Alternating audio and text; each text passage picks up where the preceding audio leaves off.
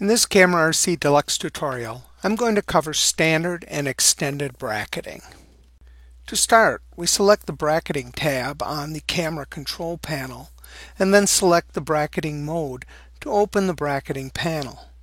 We can also use the main options window to select the bracketing panel. Next, we can select the standard bracketing mode. Standard bracketing mode is executed automatically and internal to the camera. When shooting brackets, you can either shoot one shot at a time or shoot the entire sequence on one shutter release. To shoot a single shot bracket, you will need to set the shooting mode to a continuous mode. The single shot bracket option can now be set. Next, select the auto bracketing set to use. Select AE only for auto exposure bracketing. Notice that when the auto bracketing set is changed, it can cause the bracketing mode on some cameras to revert to none. Make sure to check that the bracketing mode is still correct. Set the bracketing order as desired and then set the exposure increment size to use. Notice that exposure increment size is affected by the EV steps for exposure control or by the exposure comp fine-tune control depending on the camera model. Both of these controls are located on the metering and exposure panel. Finally, we set the number of shots to take. Note how the display at the bottom changes to show the bracketing shots as the exposure increment and number of shots are changed. I will now initiate the single shot bracket sequence by pressing the shutter button. This will automatically take the 3 shots for the sequence. After the shots have completed, we can inspect the images captured and see that they are at different exposures. Next, I will open the image properties and check the exposure for the images. Looking at each image, we see that they were taken 1 EV apart. Notice that if you had not used a single shot bracket, that would have been necessary to manually do 3 image captures for this bracket sequence. Next, we'll take a look at the extended bracketing feature. Extended bracketing can be used only when the exposure mode is set to aperture priority, speed priority, manual, or program mode.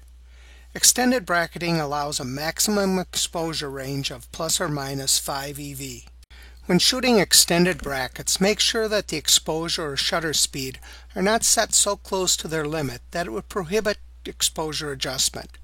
For example, if using shutter preferred exposure mode, make sure that the initial aperture is set so that there is room for the exposure adjustment.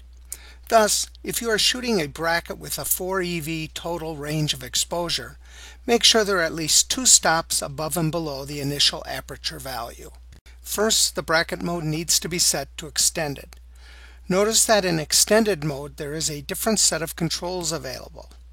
Set single shot bracketing if desired.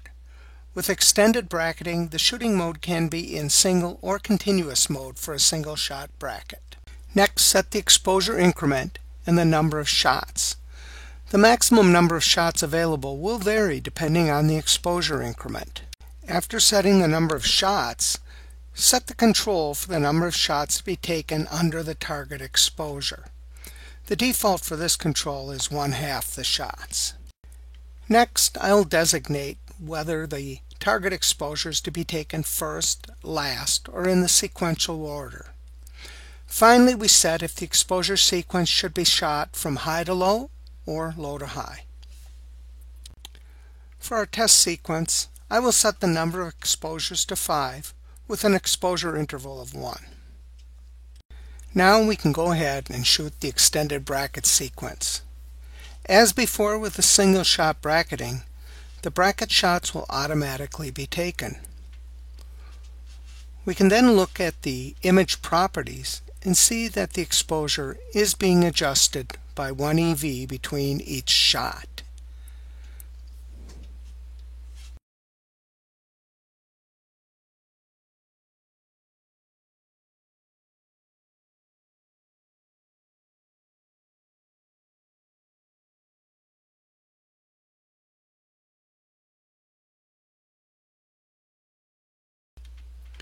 Let's take a quick look at some of the other bracketing options. White balance bracketing can be used to create multiple images, each with a different white balance. This is a standard bracketing mode, so first we set the bracketing mode to standard, and then set the auto bracketing set to white balance. Notice that when the auto bracketing set was changed, that the bracketing mode was set back to none. Set the bracketing mode back to standard to continue. Single shot bracketing is not needed with white balance bracketing, as only one exposure is taken and then adjusted in the camera. White balance bracketing also requires that the image quality be set to JPEG. In white balance bracket mode, the white balance increment to use is set, and the number of shots in the white balance sequence. See your Nikon manual for more information on white balance increments. Last, we will take a look at active delighting or ADL bracketing. As before, when we switch to ADL bracketing, we need to reset the bracket mode to standard. If desired, single shot bracketing can be set. Make sure that your shooting mode is continuous if using single shot bracketing. Now we can set the number of ADL bracket shots, in this case set to 2, and also the ADL bracketing level. The ADL bracketing level is only used when the ADL bracketing shots is set to 2 and is used to set the ADL level for the second shot. In modes that shoot more than 2, the levels are set by the camera.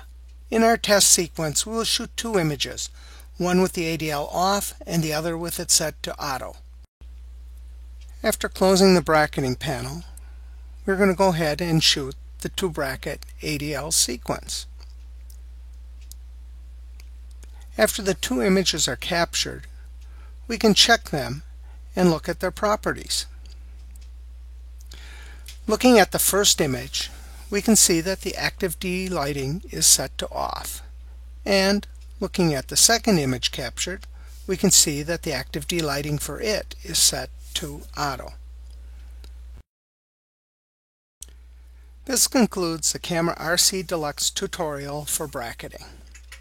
Thanks again for watching.